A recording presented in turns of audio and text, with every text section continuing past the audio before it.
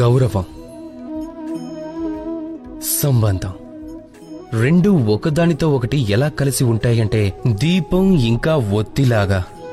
ఏది తక్కువ కాదు, ఏది ఎక్కువ కాదు. రెండిటి అధికారం సమానంగా ఉండాలి. ఎలా అంటే భార్యాభర్తల సంబంధంలాగా.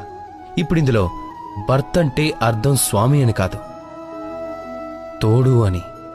తన కర్తవ్యం ఏమిటంటే తోడుగా ఉండటం, ఆదేశం ఇవ్వటం కాదు. ఇక ఈ సంబంధం సహకారంతో ఏర్పడుతుంది, అధికారంతో కాదు. చేతిని చాచటం వల్ల పెరుగుతుంది, వేలుని లేపటం వల్ల కాదు. ఒకవేళ సంబంధంలో ఒకరికొకరు గౌరవించుకోవటం వల్ల, ఒకరిపై ఒకరు మర్యాద చూపించుకోవటం వల్ల మాత్రమే ఈ బంధం పెరుగుతుంది. అప్పుడే ఈ బంధం గౌరవప్రదమైనదిగా మారుతుంది.